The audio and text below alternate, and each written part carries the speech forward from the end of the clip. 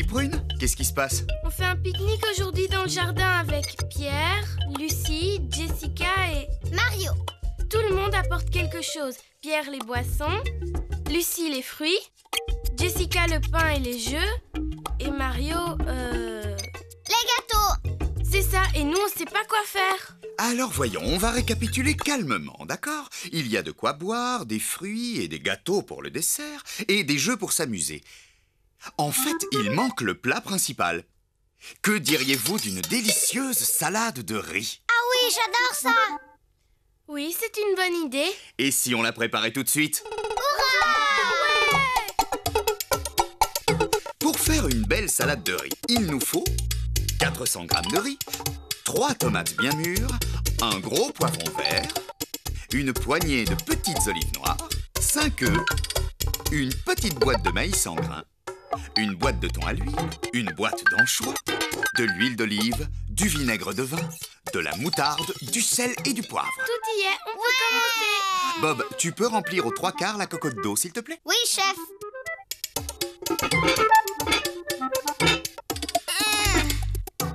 Merci beaucoup.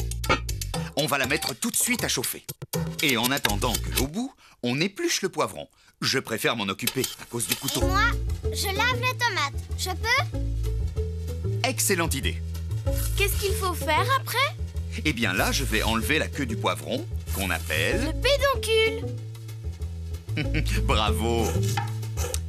Ensuite, je le coupe en deux. Voilà. Maintenant, tu peux retirer tous les petits grains avec cette cuillère. Et si tu veux, quand tu auras fini, tu couperas les 2 morceaux en gros dés avec ton couteau en plastique. Oh! Je peux couper les tomates maintenant? Non, pas tout de suite. J'ai un autre travail pour toi. Que dirais-tu de saler l'eau et d'y jeter le riz? Moi aussi, je viens. D'abord, on verse une cuillère à café de sel dans l'eau. Et on jette le riz en pluie petit à petit. Comme ça. Ensuite, on mélange avec une cuillère en bois et on laisse cuire 8 minutes à gros bouillon. Oh. Ça va, la taille de ces morceaux? Ils sont parfaits. Tu peux les réserver. Ça veut dire quoi, réserver? Les mettre de côté dans un bol ou une assiette. Bon, je peux casser les œufs, Michel. Oh, non, non, non, non, non, Bob. Aujourd'hui, on va les faire cuire dans leur coquille. D'ailleurs, dès que le minuteur sonnera, tu pourras les plonger délicatement dans l'eau du riz. Et on les laissera cuire 10 minutes. En attendant, je fais quoi alors? Quand j'aurai coupé les tomates en quartiers, tu pourras les réserver dans une assiette. C'est pas drôle. À chaque fois, c'est pareil. Je fais la même chose que Prune. C'est comme ça que les petits apprennent. Oh! En regardant les grands.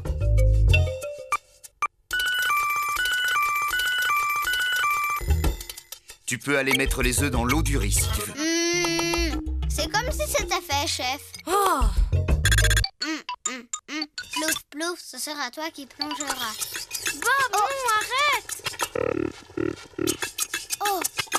Tu ne peux pas jeter les œufs comme ça dans l'eau bouillante. Ça risque de t'éclabousser et de te brûler. Comment je fais alors? Tu sais, toi? Oui, je vais te montrer. Bonne technique, Prune. Comme ça, aucun risque. Bob, écoute mon grand, tu vas aller ouvrir la boîte de maïs au-dessus de l'évier. Tu n'as qu'à tirer la languette et verser les grains dans la passoire, les rincer à l'eau froide, et quand ils seront bien égouttés, tu les mettras dans un bol et tu me les apporteras. À vos ordres, mon capitaine. Est-ce que je peux préparer la vinaigrette, Michel? Si tu veux. D'abord, je mets une grande cuillère à soupe de moutarde forte dans le saladier. Puis, j'ajoute une cuillère à soupe de vinaigre, une cuillère à café de sel, un peu de poivre, et je mélange avec le fouet. Félicitations, Prune. C'est parfait. Maintenant, tu ouvres les boîtes d'anchois et de thon et tu verses l'huile dans le saladier. Tu rajoutes 4 cuillères à soupe d'huile et tu remélanges avec le fouet.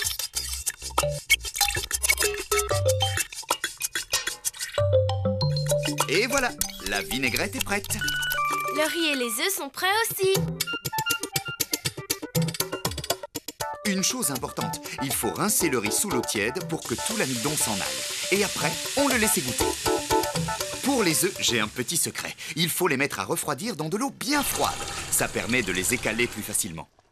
Vous savez ce que ça veut dire, écaler? Ça signifie enlever la coquille. Oh, tu veux dire les déshabiller? Bien. On va remplir le saladier maintenant. Prune, tu commences par le riz, s'il te plaît. Bob, tu mets les olives.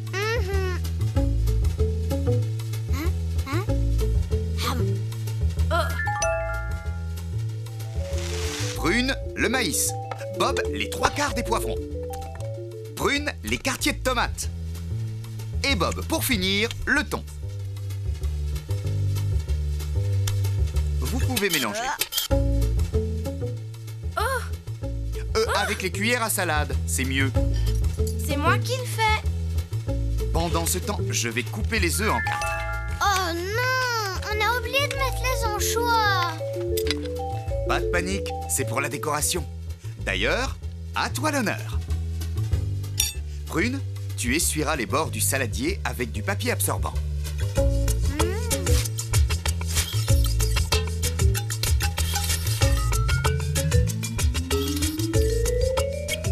Tiens, je croyais que c'était pour le pique-nique. Avant de partir, est-ce que tu peux me rappeler le petit secret, Bob? Il faut laisser refroidir les œufs dans l'eau bien froide pour les écaler plus facilement. Oui, c'est ça. Oh, vite, dépêchons-nous, les voilà. J'ai mis le saladier dans un torchon, ce sera plus facile à porter. Waouh, C'est super. 1, 2, 3. Merci beaucoup, Michel.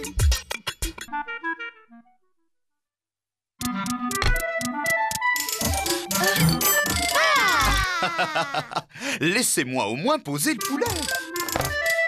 Tu vas être content. Mon chef assistant et moi, on a déjà tout préparé. Félicitations. faut juste qu'on aille se laver les mains. Ouais, j'adore le poulet rôti avec la peau bien croustillante. Youpi! On fait pas de poulet rôti, on fait du poulet en croûte de sel. Vous avez raison tous les deux. On va le faire rôtir, mais dans une coque de sel pour concentrer toute sa saveur. En tout cas, il a été bien nourri. Oui, avec du grain. C'est très important que le poulet soit d'excellente qualité. Vous voyez, s'il avait été nourri à la farine de poisson, cuit en croûte, il sentirait le poisson. C'est moi qui ai la liste des ingrédients. Alors c'est pour 4 personnes ou 6, surtout si c'est des enfants. Ça dépend. Moi, le poulet, je le mange pour 2. Bon, il faut un poulet d'environ 1,8 kg, 750 g de farine et un peu en plus dans un bol.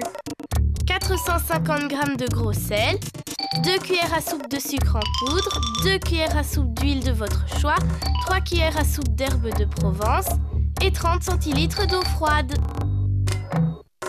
À votre avis, on commence par quoi? Par préchauffer le four? Oui, vas-y Bob. Thermostat 9 ou 270 degrés. Il va avoir drôlement chaud, notre poulet. Il va brûler, non? Non, la croûte va le protéger. Si on met pas d'huile sur le poulet, elle va servir à quoi en fait? À préparer la pâte. Elle a l'air importante, cette croûte. Et oui, Bob. Tous les ingrédients qui la composent vont parfumer le poulet pendant la cuisson. Alors on prend de l'huile d'olive? Ça va mieux avec les herbes de Provence, t'es d'accord? Absolument. Il faut aussi 1 cuillère à soupe pour huiler la plaque. On a dit combien de farine déjà? 750 g. Et 450 g de sel marin. Qui va le peser? Moi, j'y vais. Et voilà. Si on n'a pas de sel marin, ça veut dire que la recette marche pas? Non, c'est juste que c'est meilleur parce qu'il est parfumé. Hé, tu deviens une vraie gastronome, Prune. Tu parles, elle est surtout gourmande. Oui, mais que des bonnes choses. On continue, les enfants?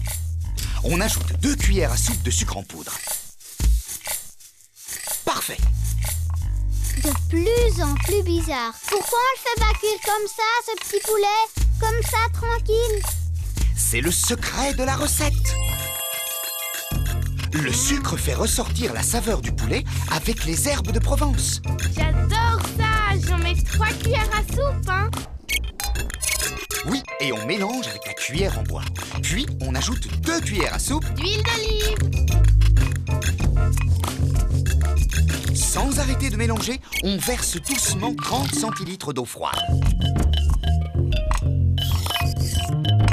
Et puis, on finit de pétrir la pâte avec les mains et on forme une belle boule souple.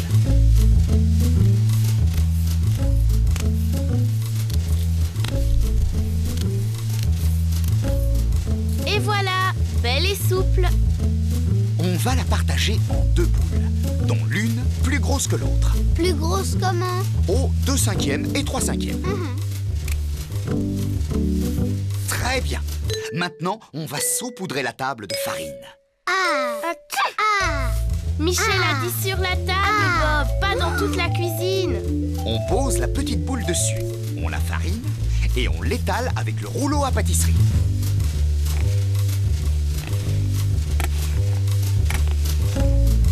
Brune, vous êtes 2 et il y a 2 boules. Oui, ça irait plus vite si on le faisait en même temps. Mais il n'y a qu'un rouleau à pâtisserie. Je sais, j'ai une idée. Jusqu'où j'étale la pâte? Elle doit dépasser de 5 cm tout autour du poulet. Bravo, Prune! C'est le 2e secret de la recette. Quand on n'a pas de rouleau à pâtisserie, on utilise une bouteille. Bob, enroule ta pâte sur le rouleau maintenant. Et déroule-la sur la plaque. Tu es sûr qu'il n'y a pas de trou? Oui.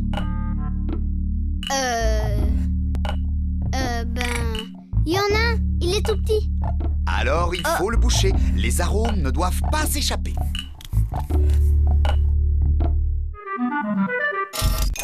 Je pose celle-ci sur le poulet? Oui, déroule-la très vite si tu peux. Elle doit recouvrir le poulet et toucher la pâte posée sur la plaque. Parfait. Maintenant, avec les doigts, on va pincer la pâte du dessous avec celle du dessus pour les souder. C'est important? Très important, faut même pas un petit trou. Et maintenant, au four.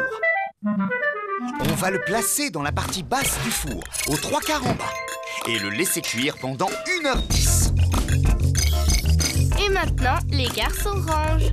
Surtout ce cher Bob, qui a mis beaucoup de bazar. Pendant ce temps, je vais rappeler les secrets. Pour réussir un délicieux poulet en croûte de sel, en plus du très bon poulet qu'on va choisir, le secret, c'est de mettre du sucre dans la pâte pour faire ressortir les saveurs. Et pour éviter de se disputer avec son petit frère, il y a un autre secret. Il faut utiliser une bouteille comme 2e rouleau à pâtisserie. Il a brûlé? Ce n'est rien, c'est juste le bord de la croûte. C'est normal, après 3/4 d'heure de cuisson. Ça ne change rien au résultat. C'est dur. Il faut une mâchoire de cheval pour manger ça. On peut casser la croûte avec un marteau. Oh oui, je veux le faire. Mais... On va mettre des miettes partout.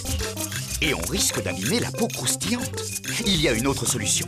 On découpe la croûte à la base et on retire le dessus, comme une cloche. Dis, on peut avoir un petit bout, juste pour goûter. S'il te plaît, Michel.